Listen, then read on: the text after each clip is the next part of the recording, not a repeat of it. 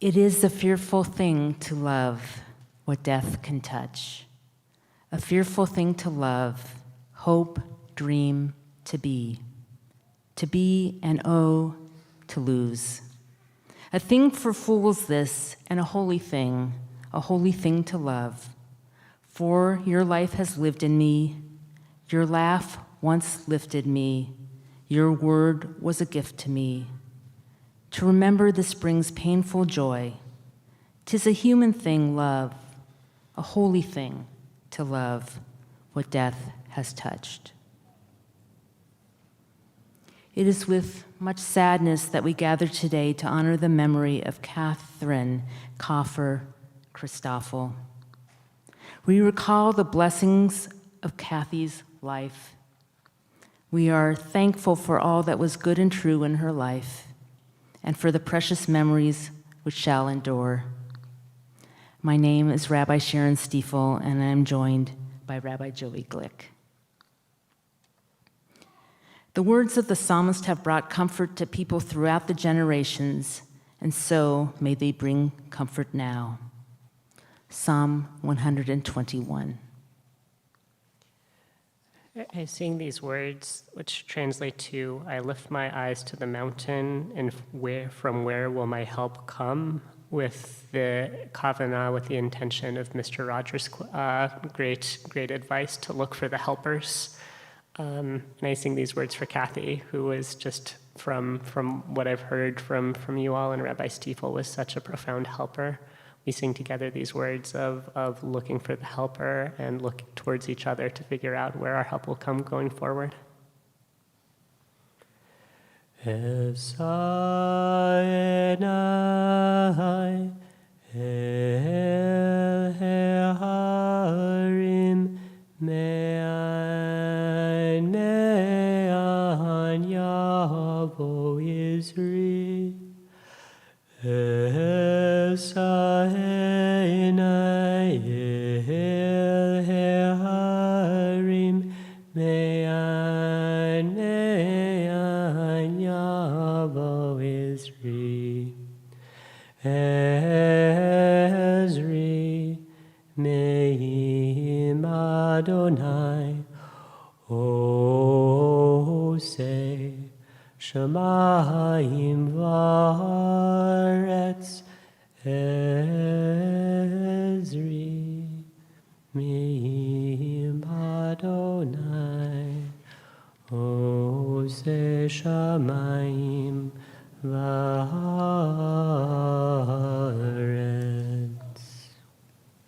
I lift my eyes to the mountains. What is the source of my help? My help comes from Adonai, maker of heaven and earth. God will not let your foot give way. Your protector will not slumber. See, the protector of Israel neither slumbers nor sleeps. God is your guardian. God is your protection at your right hand. The sun will not strike you by day, nor the moon by night. God will guard you from all harm. God will guard your soul, your going and coming, now and forever. From the book of Kohelet, Ecclesiastes. For everything there is a season, a time for every experience under heaven, a time to be born and a time to die, a time to plant and a time to uproot what is planted, a time to tear down and a time to build up, a time to weep and a time to laugh, a time to grieve and a time to dance, a time to throw stones and a time to gather stones, a time to embrace and a time to refrain from embracing, a time to seek and a time to lose, a time to seek and a time to discard, a time to tear and a time to sow, a time to keep silence and a time to speak.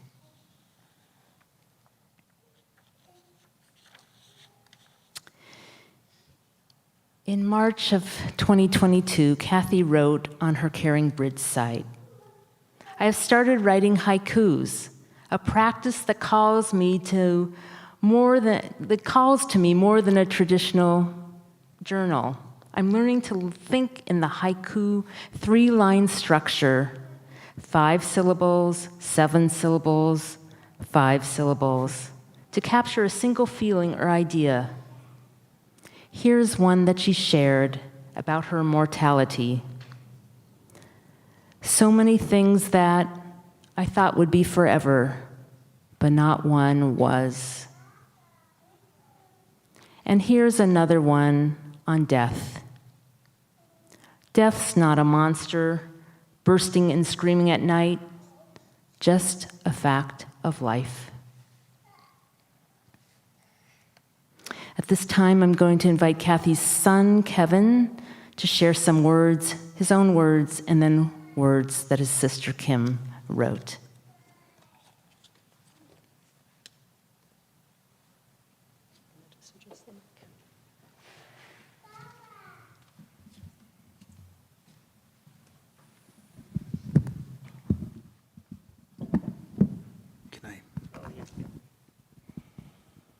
Thank you for all the kind words you just said, both of you. Where do I begin with how fantastic my mother was? It remains. I'm sure if you've been following her on the Caring Bridge site, raise your hand if you've been doing that, then you already know a lot about both the haikus and about how much she was loved by everyone in the community, from here to Chicago to Maine to all over.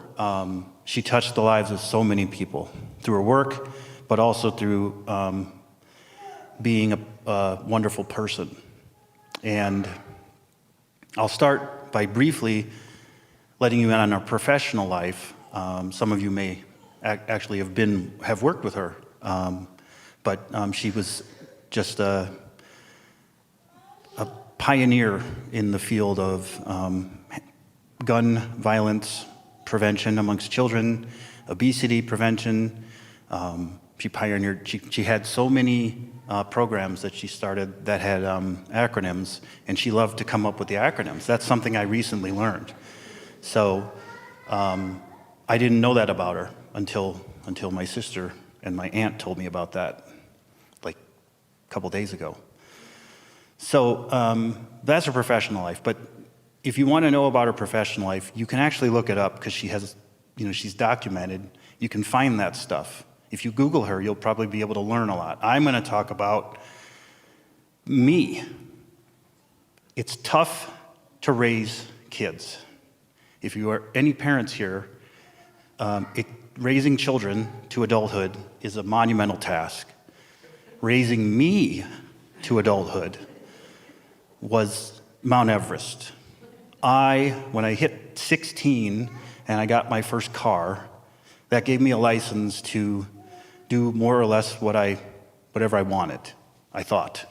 And I kind of did. And let me move around a little bit up here. And I used that to my advantage. And I got into a lot of trouble, as you can imagine, a 16-year-old with a car and access to, we'll say, some shady means of funding. I went where I wanted, I ate what I wanted, I drank, I smoked, everything my mom was not, and had, she'd been like, I hope my kids don't do these things. If I could have, I took it to 20. I went past 10 right to 20. As you can imagine, also, when I got into trouble, it was sometimes with the law, sometimes financially. There was even a time that I went to a mental hospital because I overdid it on the partying. Each time I messed up, she was there. And she never said anything like, this is really, this is the last straw, Kevin. If you do this again, I'm not going to support you anymore. So no matter how much of a jerk I was, let's be frank, no matter how much of an asshole I was, she was always there to catch me and support me and help me go, look, you messed up, here's another chance. And if I had not had her, I would have been dead or homeless or in prison a long time ago. So it's her, her kind of alone that held me up like that. So I'm here talking to you today because of her, and I thank you all for coming. And the last thing I want to say about my mom is her one of her favorite haikus, which is from when Donald Trump was finally indicted. I don't know if you already know this one, but it's ha, ha, ha, ha, ha, ha, ha, ha, ha, ha, ha, ha, ha, ha, ha, fuck you. Okay, so that's the end of what I had to say. Well, not the end. I love you, Mom, and I'm going to miss you for the rest of my life. Now I'm going to move on to what my sister wrote. You want me to just read this? Okay. I tried to write something over the last few nights, and I just couldn't get anything out. Couldn't do it this morning either.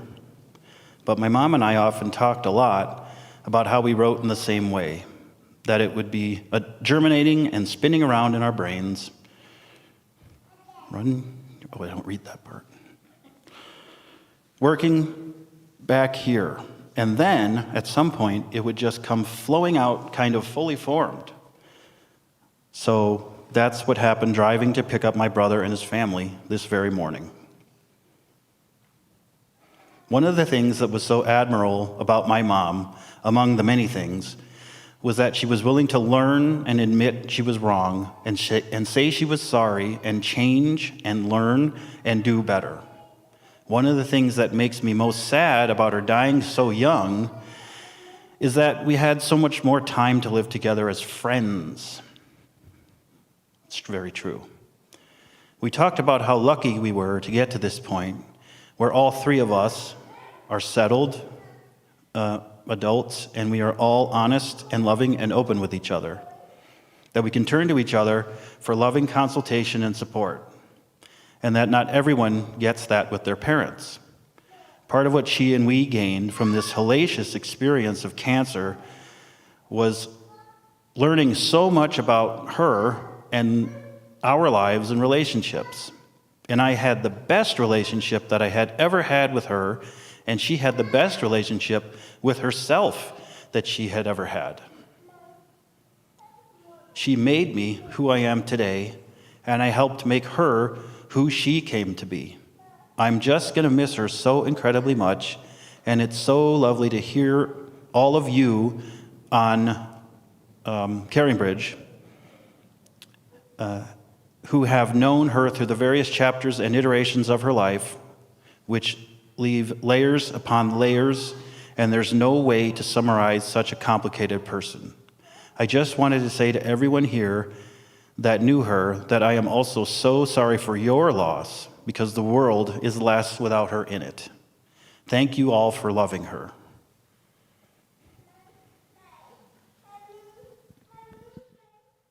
Can't drop that microphone.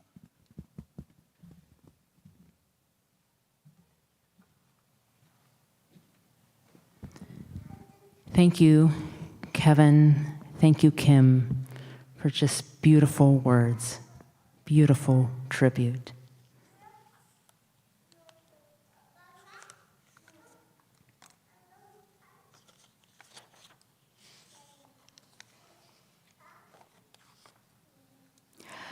The long vigil has ended. The faithful guardians of love and devotion had to stand aside and give way. The valiant will to live had to give way to a greater will, and we are faced with the reality of this hour for which we are never prepared, no matter how much we prepare, which we never expect, no matter how much we know it is coming. We are gathered here this afternoon to mourn Catherine Coffer Christoffel and to give voice to the thoughts and feelings of those who knew her best and will miss her most. Her children, Kim and Kevin, Kevin's wife, Jenny, her grandchildren, Hobbs, Lourdes, Abel, and Ronan, her sister Judy and Judy's spouse, Max, and the rest of us, family and friends. How does one even begin to describe Kathy? Some of you may know her numerous professional accomplishments as a public health pediatrician in Chicago. Some of you know her as that stalwart family member. Others may know her from her youth in New York, college years at Radcliffe, or medical school at Tufts. Maybe you met her when she moved to Minnesota in 2014 and began playing mahjong. Or knew her from her summers on Mount Desert Island in Maine, where she was part of the book group and joined the Jewish community in Torah study. Kathy was an individual who touched many, myself included, in her far-reaching life. Born in New York, Kathy grew up in a 2-bedroom apartment in Manhattan and spent weekends and summers in her family's second home in Putnam Valley, 90 minutes north of New York City.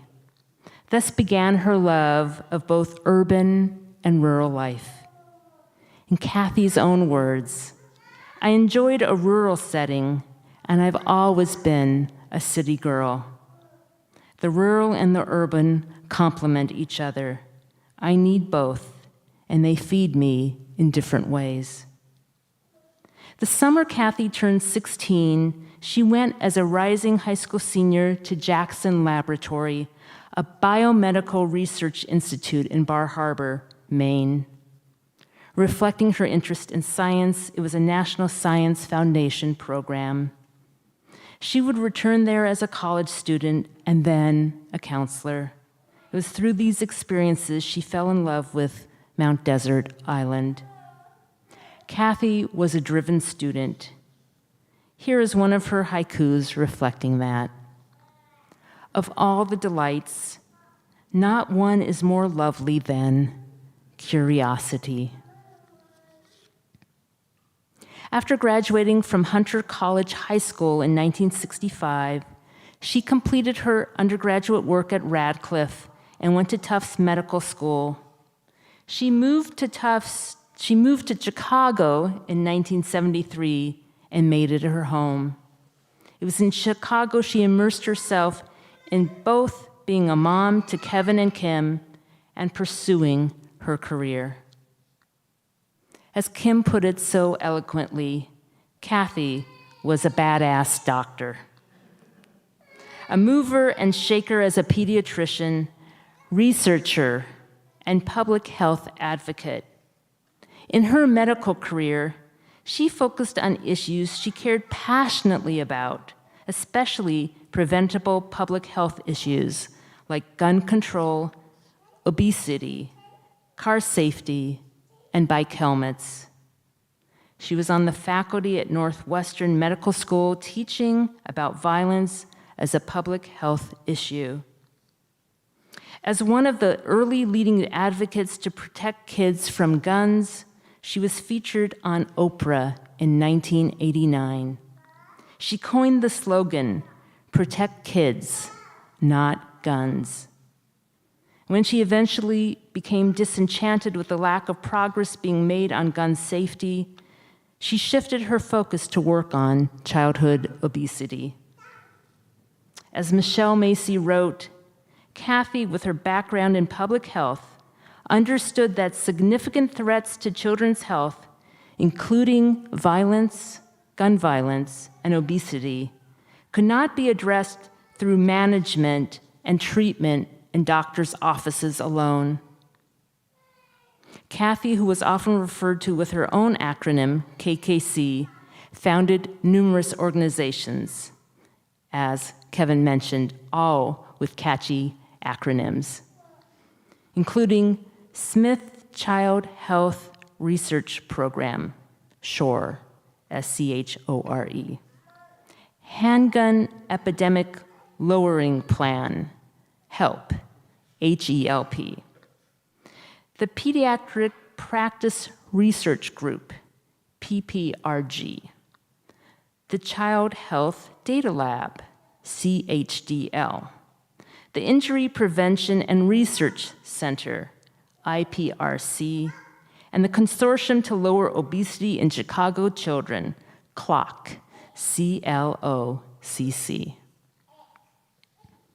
Adam Becker summed it up when he wrote, "The world lost a true children's health champion, but her legacy lives on in each of us."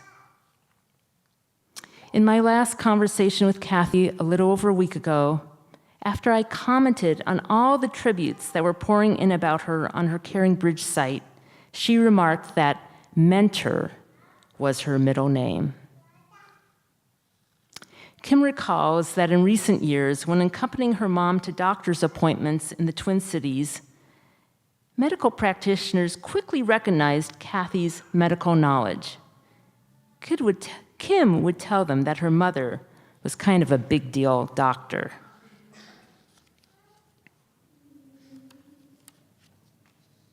Kathy was as dedicated a mother as she was a physician. As Kathy's sister Judy mentioned, Kathy adored her kids, Kim and Kevin, and was tremendously proud of both. And as Kevin already shared with you, no matter what he did, Kathy stuck by him, gave him a second chance, and never walked away. And now that you are a parent yourself, you recognize what a positive role model your mom was for parenting. In 1984, Kathy built a house on Mount Desert Island. For close to 10 years, she spent all summer there. Part of Kathy's heart stayed in Maine. In Kathy's words, "Kim gave me last summer what could only be gifted by her, being with me in Maine. It was glorious, wonderful, and fulfilling." It was on Mount Desert Island that Kathy had learned how to build community. She was known there as Kathy and not Dr. Christoffel. She played mahjong and was active in both the synagogue's book group and Torah study. So when at age 65, Kathy retired to Minnesota to be near Kim, she immediately began to build community in a city where she knew no one else. She began to develop new skills and interests, including mahjong, enjoying it even as an amateur. Moving beyond her familiar roles as mother and physician, she developed new friendships and deepened her relationship with Judaism, although she did not live long enough to realize her dream of pursuing an adult bat mitzvah. Through involving herself in new activities, she enjoyed the sense of community she built both in Minnesota and Maine. When asked what his mom would have wanted to hear today, Kevin said she would have wanted it acknowledged that her work had made a difference in the world and that her connection to family and friends was central to her. Kathy came to understand that what she originally saw as losses in her life eventually became her gains. In these last few years, she said that her relationships with both of her kids and oldest grandson deepened greatly because of her illness. In her words, "We all had what it took to do that." While Kathy expressed sorrow that she could not support her kids through these recent difficult times, Kevin said, "You don't have to. You are in us." Kathy understood that when she said, "There is no greater success than to have my kids say that. I am completely confident that they will prevail in their lives." Tonight we begin the new Jewish month of Tammuz. The month of Tammuz correlates to our summer solstice. Summer solstice is a day of paradox. maximum light, and yet also a turn toward darkness. We experience the longest day, and then light diminishes. Kathy was a bright light, and our light is lessened by her death. Nonetheless, by keeping her memory alive, you will keep her light bright. By living your best lives, you will honor the goodness she brought to the world. Death is not the enemy of life, but its companion. For it is the knowledge that our years are limited which makes them so precious. Ironically, death enhances memory and makes even more vivid all that is meaningful and lasting. Death cannot erase a life and the love that ennobled it. True, you will not see Kathy again, nor hear her familiar voice. That is, you will not see with your eyes, nor hear as you heard before. But in your hearts, you will forever hold the love you exchanged with Kathy that death cannot erase. We pause for a moment of personal prayer, reflection, or memory.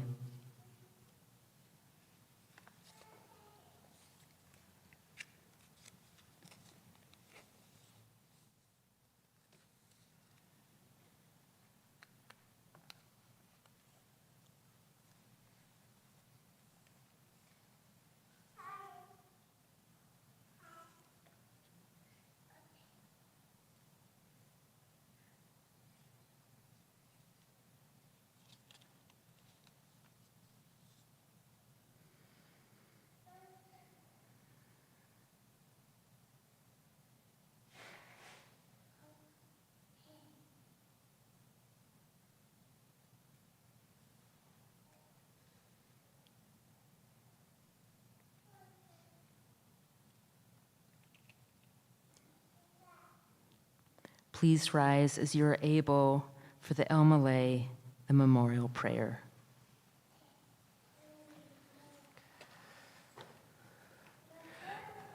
I hope Kathy would like this. I just noticed that the first letters of the first three lines of the prayer, Aleph, Hey, and Bet, are an acronym, if you put them together, for Ohev, love. So may this be a love song that we sing up to Kathy. El Malay Rachamim, Shochen Mamromim, Hamsei Menucha Nechona, Tachat Kanfei Hashchina, Im Kedoshim Utaharim, Kezohar Harakia, Mazhirim.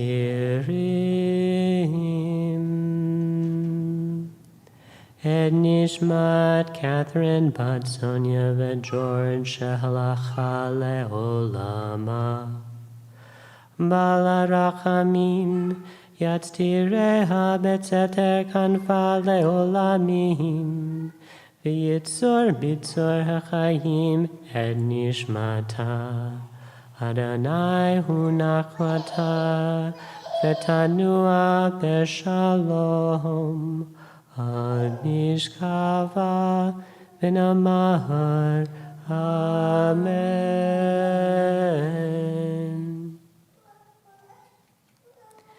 God, full of mercy, dwelling in the heavens' heights, bring proper rest on the wings of your divine presence among the ranks of the holy and pure who radiate like the sky to the soul of Catherine Kaffer Christoffel, for whom prayer was offered in the memory of her soul.